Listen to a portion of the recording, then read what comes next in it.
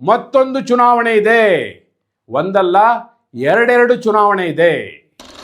ಮಾಡೋದು ಅತ್ಯಂತ ಸಹಜ. ಮತ್ತು ಹೈಕಮಾಂಡ್ ಹೇಳಿದಾಗ ಕೇಳಲೇಬೇಕಾಗುತ್ತಲ್ಲ. ನಂಬರ್ 1. ನಂಬರ್ 2, ಮತ್ತೊಂದು ಚುನಾವಣೆ ಇದೆ ಅಂತ ಹೇಳಿದೆ. ಈ ಫಾರ್ಮುಲಾವನ್ನು ಹೇಳಿದಾಗ ಕೇಳಲೇಬೇಕಾಗುತ್ತೆ. ಹೀಗಾಗಿ ಮತ್ತಷ್ಟು ಸಮಯ ಇದು ಮುಂದೂಡಿಕೆ ಆಗುವಂಥ ಸಾಧ್ಯತೆಯು ನಿಚ್ಚಳವಾಗಿದೆ. ಈ ಕಾರಣವನ್ನು ಮುಂದಿಟ್ಟು ಸದ್ಯಕ್ಕೆ ಪೋಸ್ಟ್ಪೋನ್ ಮಾಡಲಿಕ್ಕೆ ಏನು ಬೇಕೋ ಆ ಒಂದು ಪ್ಲಾನ್ನ ಹೈಕಮಾಂಡ್ ಕಾಂಗ್ರೆಸ್ ಪಕ್ಷದ ಬಣ ಬಡಿದಾಟದ ಹಿನ್ನೆಲೆಯಲ್ಲಿ ಮೇ 4ರ ನಂತರ ಏನು ಬೇಕಾದರೂ ಆಗ್ಬೋದು, ಸುಮ್ಮನೆ ಕೂರಲ್ಲ, ಹಂಗೆ ಮಾಡ್ತಾರೆ ಹಿಂಗೆ ಮಾಡ್ತಾರೆ. ಈಗಾಗಲೇ ಡೆಲ್ಲಿಗೆ ಹೋಗಿದ್ದಾರೆ.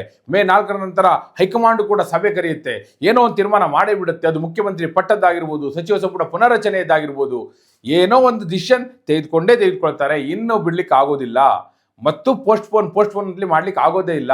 ಹಂಗೆ ಮಾಡ್ಲಿಕ್ಕೆ ಹೋದ್ರೂ ಬಿಡೋದಿಲ್ಲ. ಸ್ವತಃ ಡಿ ಕೆ ಶಿವಕುಮಾರ್ ಬಿಡಲ್ಲ, ಸಿದ್ದರಾಮಯ್ಯನವ್ರು ಬಿಡಲ್ಲ. ಈ ರೀತಿಯ ವಿಶ್ಲೇಷಣೆಗಳನ್ನ ಕೇಳ್ತಾ ಇದ್ದೀರಿ, ಹೌದಾ? ಆದರೆ ನೋಡಿ, ಕಾಂಗ್ರೆಸ್ ಹೈಕಮಾಂಡ್ಗೆ ಈಗ ಎಲ್ಲಕ್ಕಿಂತ ದೊಡ್ಡ ಕಾರಣ ಸಿಕ್ಕಿದೆ. ಅದು ಏನು ಮಾಡುತ್ತೆ ಅನ್ನೋದಕ್ಕೆ, ಏನು ಮಾಡಬೇಕು ಅಂತ ಹೇಳೋದಕ್ಕೆ ಒಂದು ರೀಸನಿಂಗ್ ಸಿಕ್ಕಿದೆ. ನೋಡಿ, ಇದನ್ನೇ ಮಾಡುತ್ತೆ ಕಾಂಗ್ರೆಸ್ ಹೈಕಮಾಂಡ್. ಏನು ಮಾಡುತ್ತೆ ಅನ್ನೋದಕ್ಕೆ ಈಗ ಇದಕ್ಕಿಂತ ದೊಡ್ಡ ಕಾರಣವೇ ಬೇಡ ಅವರಿಗೆ. ತಾವು ಏನು ಮಾಡ್ತೀವಿ, ಏನು ಮಾಡಬೇಕು ಅಂತ ಅಂದ್ಕೊಂಡಿದ್ದೀವಿ, ಯಾರ ಪರವಾಗಿ ನಿಲ್ತೀವಿ, ಯಾರ ವಿರುದ್ಧವಾಗಿ ನಿಲ್ತೀವಿ, ಯಾರು ಭವಿಷ್ಯದ ನಾಯಕನಾಗಬೇಕು, ಎಲ್ಲವನ್ನೂ ತೀರ್ಮಾನ ಮಾಡೋದು ಇದನ್ನು ಆಧರಿಸಿಯೇ. ಯಾವುದನ್ನ? ಇದು ಅಂದರೆ ಯಾವುದು? ಎಸ್, ಅದೇ ವಿವರವನ್ನು ಕೊಡೋ ಸಲುವಾಗಿ ನಾನು ಬಂದಿದ್ದೇನೆ. ಆತ್ಮೀಯರೇ, ವಾರ್ತೆ ವಿಶೇಷ ಕಾರ್ಯಕ್ರಮಕ್ಕೆ ಸ್ವಾಗತ. ನಾನು ವೀರೇಂದ್ರ ಉಪ್ಪುಂದ. ನೋಡಿ, ರಾಜಕಾರಣದಲ್ಲಿ ಸಾಮಾನ್ಯವಾಗಿ ಹೈಕಮಾಂಡ್ನ ನಡೆ ಇದೆಯಲ್ಲ, ಅದು ಬಹಳ ಸೂಕ್ಷ್ಮವಾಗಿರುತ್ತೆ ಮತ್ತು ಒಂದು ಪಕ್ಷದ ಭವಿಷ್ಯವನ್ನು ತೀರ್ಮಾನ ಮಾಡುವಂಥದ್ದಾಗಿರುತ್ತೆ ಮತ್ತು ನಾಯಕರ ಭವಿಷ್ಯವನ್ನು ಕೂಡ ತೀರ್ಮಾನ ಮಾಡುತ್ತೆ. ಈಗ ಕರ್ನಾಟಕದಲ್ಲಿ ಈಗ ಸಿದ್ದರಾಮಯ್ಯರು ಹಾಗೂ ಡಿ ಕೆ ಶಿವಕುಮಾರ್ ಅವರ ಭವಿಷ್ಯ ನಿರ್ಧಾರ ಆಗಿರೋದು ಹೈಕಮಾಂಡ್ನ ನಿರ್ಧಾರದಿಂದ. ಸಿದ್ದರಾಮಯ್ಯನವರು ಮುಖ್ಯಮಂತ್ರಿ ಅಂತೇಳಿ ರಾಹುಲ್ ಗಾಂಧಿ ಅವರು ಹೇಳಿ ಕಳಿಸಿದ ನಂತರವೇ ಈಗ ಇಲ್ಲಿಯವರೆಗೂ ಏನೆಲ್ಲ ಹಗ್ಗ ಜಗ್ಗಾಟ ನಡೆದಿರ್ಬೋದು, ಡಿ ಕೆ ಶಿವಕುಮಾರ್ ಏನೇನು ಮಾಡ್ಬೋದು ಎಲ್ಲವನ್ನೂ ಮಾಡಿರ್ಬೋದು. ಆದರೆ ಸಿದ್ದರಾಮಯ್ಯನವರೇ ಮುಖ್ಯಮಂತ್ರಿ ಆಗಿದ್ದಾರೆ. ಇನ್ನು ಮುಂದೆ ಕೂಡ ಏನಾಗಬೇಕು ಅನ್ನೋದನ್ನು ಅಂತಿಮವಾಗಿ ತೀರ್ಮಾನ ಮಾಡೋದು ಹೈಕಮಾಂಡೇ. ನೋಡಿ, ಶಾಸಕರ ತಲೆ ಎಣಿಕೆ, ಶಾಸಕರ ತೀರ್ಮಾನ, ಅವರ ಅಭಿಪ್ರಾಯ ಸಂಗ್ರಹ, ಅವರ ವೋಟಿಂಗ್ ಏನೇ ಆಗೋದಿದ್ರು ಕೂಡ ಶಾಸಕರ ವೋಟ್ ಹಾಕುವಾಗಲೂ ಕೂಡ ಹೈಕಮಾಂಡ್ ಮೆಸೇಜ್ ಏನಿದೆಯಪ್ಪ ಅಂತ ನೋಡ್ತಾರೆ. ಹೈಕಮಾಂಡ್ ಅಬ್ಸರ್ವರ್ಸನ್ನು ಕಳಿಸುವಾಗ ಶಾಸಕರಿಗೂ ಇಂಟರ್ನಲ್ಲಿ ಒಂದು ಮೆಸೇಜನ್ನು ಕಳಿಸಿರುತ್ತೆ. ಹೈಕಮಾಂಡ್ನ ದೃಷ್ಟಿಯಲ್ಲಿ ಇಂಥವ್ರು ಮುಖ್ಯಮಂತ್ರಿ ಆಗಬೇಕು ಅಂತ ಇದೆ ಅನ್ನುವಂಥ ಮೆಸೇಜ್ ಕಳಿಸಿರ್ತಾರೆ. ಹೆಚ್ಚಿನ ಸಂದರ್ಭದಲ್ಲಿ ಅದೇ ರೀತಿ ಆಗುತ್ತೆ.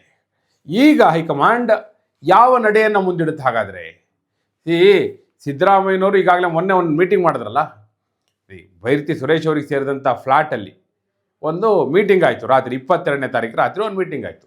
ಎಲ್ಲ ಪ್ರಮುಖರು ಇದ್ರು ಬಿಡಿ, ಅವರ ಆಪ್ತರ ಪೈಕಿ. ಅದು ಡಾಕ್ಟರ್ ಜಿ ಪರಮೇಶ್ವರ್ ಆಗಿರ್ಬೋದು, ಸತೀಶ್ ಜಾರಕಿಹೊಳಿ ಆಗಿರ್ಬೋದು, ಜಮೀರ್ ಅಹಮದ್ ಖಾನ್ ಆಗಿರ್ಬೋದು, ಎಚ್ ಸಿ ಮಹದೇವಪ್ಪ ಆಗಿರ್ಬೋದು, ಯಾರೆಲ್ಲ ಅವ್ರ ಟೀಮಲ್ಲಿ ಇದ್ದಾರಲ್ಲ ಅವರೆಲ್ಲ ಇದ್ದರು. ಬೈರತಿ ಸುರೇಶು ಇದ್ದರು. ಅವಾಗ ಈ ವಿಚಾರ ಕೂಡ ಚರ್ಚೆಗೆ ಬಂದಿದೆ. ಈಗ ದೆಹಲಿಗೆ ಹೋಗಬೇಕಾಗುತ್ತೆ. KPCC ಅಧ್ಯಕ್ಷರ ಬದಲಾವಣೆ, ಸಚಿವ ಸಂಪುಟ ಪುನರ್ರಚನೆ, ಹಲವಾರು ತೀರ್ಮಾನಗಳೆಲ್ಲ ಆಗಬೇಕಾಗಿದೆ. ನಾನು ರಾಹುಲ್ ಗಾಂಧಿ ಅವರ ಅಪಾಯಿಂಟ್ಮೆಂಟ್ ಕೇಳ್ತಾ ಇದ್ದೀನಿ. ರಾಹುಲ್ ಗಾಂಧಿ ಅಪಾಯಿಂಟ್ಮೆಂಟ್ ಕೊಟ್ಟು ಕೂಡಲೇ ಹೋಗಿ ಮಾತಾಡ್ತೀನಿ ಅಂತ ಸ್ವತಃ ಸಿದ್ದರಾಮಯ್ಯನವರು ಹೇಳಿದರು. ಹೀಗೆ ಹೇಳಿರುವಾಗ ಈಗ ಡೆಲ್ಲಿಗೆ ಹೋಗ್ತಾರೆ, ಏನೋ ಒಂದು ಆಗುತ್ತೆ ಅಂತಲಿ ಸಹಜವಾಗಿ ಎಲ್ಲ ಗೆಸ್ ಮಾಡ್ತಾರೆ. ಅದೇ ವಿಶ್ಲೇಷಣೆಗಳು ಬರ್ತಾ ಇದೆ. ಈಗಾಗಲೇ D K Shivakumar and D K Suresh, D K brothers ಡೆಲ್ಲಿಗೆ ಹೋಗಿ ಕೂತ್ಕೊಂಡ್ಬಿಟ್ಟಿದ್ದಾರೆ.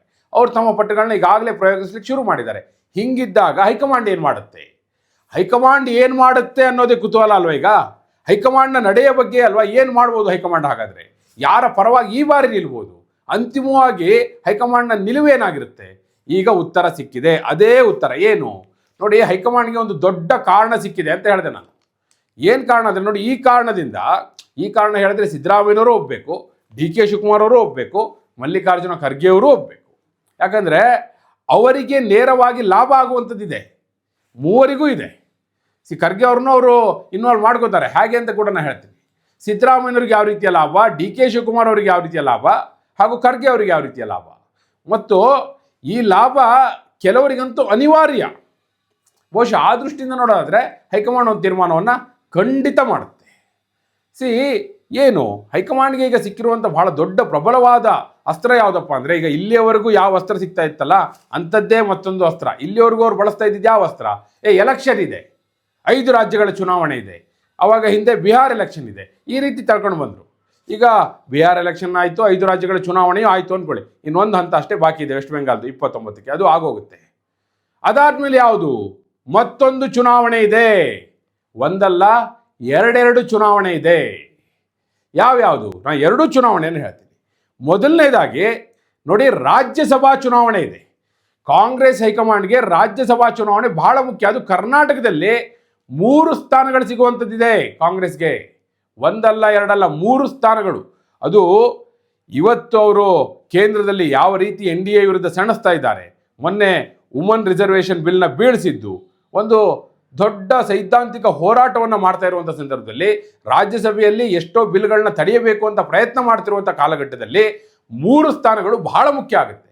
ಕರ್ನಾಟಕದಿಂದಲೇ 3 ಸ್ಥಾನಗಳು ಸಿಗುವಾಗ ಹೇಳ್ತಾರೆ ಅದನ್ನೇ ನೋಡಿ, ರಾಜ್ಯಸಭೆಯಲ್ಲಿ ನಮ್ಮ ಬಲ ಹೆಚ್ಚಾಗಬೇಕಾಗಿದೆ. ಅದರಲ್ಲೂ ಕೂಡ ಕರ್ನಾಟಕದಿಂದ 3 ಸ್ಥಾನಗಳು ನಿಮಗೆ ಭಾಳ ಸುಲಭವಾಗಿ ಸಿಗುತ್ತೆ. ನೀವು ಸುಮ್ಮನಿದ್ರೆ ಸಾಕು, ಶಾಸಕರೆಲ್ಲ ಬಂದು ಓಟ್ ಹಾಕಿದ್ರೆ ಮುಗ್ದೋಯ್ತು. ಈಗಾಗಲೇ ಬೇರೆ ಬೇರೆ ರಾಜ್ಯಗಳಲ್ಲಿ ಯಾವ ರೀತಿ ಕ್ರಾಸ್ ವೋಟಿಂಗ್ ಮಾಡಿಸಿ BJP ನಮ್ಮ ಸ್ಥಾನವನ್ನು ಕಿತ್ಕೊಂಡಿದೆ ನೀವು ನೋಡಿದ್ದೀರಿ. ನಮ್ಮ ಇಂಟರ್ನಲ್ ಕ್ಲಾಶಿಂದ ಅದನ್ನು ಕಳ್ಕೊಳ್ಳೋದು ಬೇಡ. ನೀವು ಬೇಕಾದವ್ರನ್ನೇ ಆಯ್ಕೆ ಮಾಡ್ತೀವಿ ನಾವು. ಸಿದ್ದರಾಮಯ್ಯನವ್ರು ಹೇಳಿದವ್ರು ಒಬ್ಬರು ರಾಜ್ಯಸಭೆಗೆ ಬರಲಿ, DK ಶಿವಕುಮಾರ್ ಅವ್ರು ಹೇಳಿದವ್ರು ಒಬ್ಬರು ರಾಜ್ಯಸಭೆಗೆ ಬರಲಿ, ಮಲ್ಲಿಕಾರ್ಜುನ ಖರ್ಗೆ ಅವ್ರು ಹೇಳಿದವ್ರು ಒಬ್ಬರು ರಾಜ್ಯಸಭೆಗೆ ಬರಲಿ. ಆದರೆ ಬಹಳ ಸುಲಭವಾಗಿ ಸರಳವಾಗಿ ನೀರು ಕುಡಿದಷ್ಟು ಸರಾಗವಾಗಿದ್ದಾಗಬೇಕು ಅಂತ ಹೇಳ್ತಾರೆ. ಹಾಗೆ ಹೇಳಿದಾಗ ಸಹಜವಾಗಿ ಅವ್ರಿಗೂ ಅನಿಸುತ್ತೆ, ಹೌದು ನಮ್ಮಲ್ಲೇ ಗೊಂದಲ ಆಗಿ ನಮ್ಮ ಕೈಯಲ್ಲಿರುವಂಥ ಸ್ಥಾನವನ್ನು ಯಾಕೆ ಕಳ್ಕೊಳ್ಳೋದು, ನಮ್ಮವರೊಬ್ರು ಹೋಗಲಿ ರಾಜ್ಯಸಭೆಗೆ ಅಂತೇಳಿ ಯೋಚನೆ ಮಾಡೋದು ಅತ್ಯಂತ ಸಹಜ. ಮತ್ತು ಹೈಕಮಾಂಡ್ ಹೇಳಿದಾಗ ಕೇಳಲೇಬೇಕಾಗುತ್ತಲ್ಲ. ನಂಬರ್ 1 ನಂಬರ್ 2 ಮತ್ತೊಂದು ಚುನಾವಣೆ ಇದೆ ಅಂತ ಹೇಳಿದೆ. ಅದು ನೋಡಿ ನಾನು ಹೇಳ್ತೀನಿ, ಒಂದಲ್ಲ ಎರಡಲ್ಲ 9 ಸ್ಥಾನಗಳು ಸಿಗುತ್ತೆ. ಎಷ್ಟು? 9 ಸ್ಥಾನಗಳು ಸಿಗುತ್ತೆ ನೋಡಿ. ಅಸೆಂಬ್ಲಿ ಟು ಕೌನ್ಸಿಲ್ 4 ಸ್ಥಾನ ಹಾಗೂ 5 ನಾಮಿನೇಷನ್ ಮಾಡಲಿಕ್ಕೆ ರಾಜ್ಯ ಸರ್ಕಾರಕ್ಕೆ ಅವಕಾಶ ಇರುತ್ತಲ್ಲ, ಅದು 5 ಸ್ಥಾನಗಳು. ಹೀಗೆ 9 MLCಗಳನ್ನ ಸುಲಭವಾಗಿ ಕಳಿಸಿಬಿಡುವುದು ಇವರು. ಸಂಖ್ಯಾಬಲದ ಮೇಲೆ ಶಾಸಕರ ಮತವನ್ನು ಆಧರಿಸಿ ಅಸೆಂಬ್ಲಿ ಟು ಕೌನ್ಸಿಲ್ 4 ಸ್ಥಾನ, ರಾಜ್ಯ ಸರ್ಕಾರ 5 ಜನರನ್ನ ನಾಮಿನೇಷನ್ ಮಾಡೋದು. ಹೀಗಿರುವಾಗ ಅದನ್ಯಾಕೆ ಬಿಡ್ತಾರೆ? ಸೊ ಆ ಚುನಾವಣೆಗಳಾಗಲಿ ಅನ್ನುವಂಥ ಕಾರಣವನ್ನು ಹೈಕಮಾಂಡ್ ಮುಂದಿಡುತ್ತೆ. ಮತ್ತು ನೋಡಿ, ಈ 9 ಸ್ಥಾನಗಳಿಗೂ MLCಗೂ ಹಂಚಿಬಿಡ್ತಾರೆ. DK ಶಿವಕುಮಾರ್ ಅವ್ರ ಕಡೆಯವರು ಇಷ್ಟು ಜನ, ಸಿದ್ದರಾಮಯ್ಯ ಅವ್ರ ಕಡೆಯವರು ಇಷ್ಟು ಜನ, ಖರ್ಗೆ ಅವರಿಗೊಂದು, ಹೈಕಮಾಂಡ್ ಕಡೆಯಿಂದ ಒಂದು. ಹಿಂದೆ ಹಾಗೆ ಅಲ್ವಾ ಮಾಡಿದ್ದು? ಆರತಿ ಕೃಷ್ಣ, ರಮೇಶ್ ಬಾಬು ಇವರೆಲ್ಲ ಆದ್ರಲ್ಲ, ಶಿವಕುಮಾರ್ ಅವರು ಎಲ್ಲ ಆದಾಗ ಹಾಗೆ ಮಾಡಿದ್ದು. ಸಿದ್ದರಾಮಯ್ಯವ್ರ ಕಡೆಯವರೊಬ್ರು, DK ಶಿವಕುಮಾರ್ ಕಡೆಯವರೊಬ್ರು, ಜಕ್ಕಪ್ಪನವರೊಬ್ರು ಕಡೆಯಿಂದ ಮತ್ತು ಹೈಕಮಾಂಡ್ ಕಡೆಯಿಂದ ಆರತಿ ಕೃಷ್ಣ ಈ ರೀತಿ ಮಾಡಿದ್ರಲ್ಲ, ಈಗಲೂ ಅದೇ ರೀತಿ ಮಾಡ್ತಾರೆ. ಹೀಗಿರುವಾಗ ತಮ್ಮ ಬೆಂಬಲಿಗರನ್ನ ವಿಧಾನ ಪರಿಷತ್ ಸದಸ್ಯರನ್ನಾಗಿ ಮಾಡಿಕೊಳ್ಳುವ ನಿಟ್ಟಿನಲ್ಲಿ ಸಹಜವಾಗಿ ಅವರು ಒಪ್ಪಬೇಕಾಗುತ್ತೆ. ಮತ್ತು ವಿಧಾನ ಪರಿಷತ್ನಲ್ಲಿ ಎಷ್ಟೋ ಬಿಲ್ಗಳನ್ನ ಅವರು ಪಾಸ್ ಮಾಡ್ಕೊಳ್ಳಿಕ್ಕೆ ಬಲ ಬೇಕು. 9 ಸ್ಥಾನ ಅಂದರೆ ಬಹಳ ಮುಖ್ಯವಾದ್ದು. ಆ ದೃಷ್ಟಿಯಿಂದ ಸಹಜವಾಗಿ ಯೋಚನೆ ಮಾಡ್ತಾರೆ. ಈ ಕಾರಣವನ್ನು ಮುಂದಿಟ್ಟು ಸದ್ಯಕ್ಕೆ ಪೋಸ್ಟ್ಪೋನ್ ಮಾಡಲಿಕ್ಕೆ ಏನು ಬೇಕೋ ಆ ಒಂದು ಪ್ಲಾನ್ನ ಹೈಕಮಾಂಡ್ ಇಂಪ್ಲಿಮೆಂಟ್ ಮಾಡುವಂಥ ಸಾಧ್ಯತೆಗಳು ನಿಚ್ಚಳವಾಗಿದೆ. ನೋಡಿ, ಹೈಕಮಾಂಡ್ ಈ ಕಾರಣವನ್ನು ಹೇಳಿದಾಗ ಇವರು ಕೂಡ ಯೋಚನೆ ಮಾಡಲೇಬೇಕಾಗುತ್ತೆ. ತೀರಾ ಏಕಾಏಕಿ ಆಗೋದೇ ಇಲ್ಲ, ಈಗಲೇ ತೀರ್ಮಾನ ಮಾಡಬೇಕು ಅಂದಲಿ ಪಟ್ಟಿಡ್ಕೊಂಡು ಕೂರ್ಲಿಕ್ಕೆ ಆಗೋದಿಲ್ಲ. ಒಂದು ವೇಳೆ ಹೈಕಮಾಂಡ್ ಇಲ್ಲ ಇದು ಮಾಡಿಬಿಟ್ಟು ನಾವು ತೀರ್ಮಾನ ಮಾಡೋದು ಅಂತ ಹೇಳಿದ್ರೆ, ಇಲ್ಲ ನಾವು ಬಂಡಾಯ ಹೋಗ್ತೀವಿ ಅಂತಲೇ BJPಗೆ ಹೋಗ್ಲಿಕ್ಕಾಗುತ್ತೆ. ಇವರು ಏನು ಮಾಡಲಿಕ್ಕಾಗುತ್ತೆ? ಯಾರು ಏನು ಮಾಡ್ಲಿಕ್ಕೆ ಸಾಧ್ಯ ಹೇಳಿ?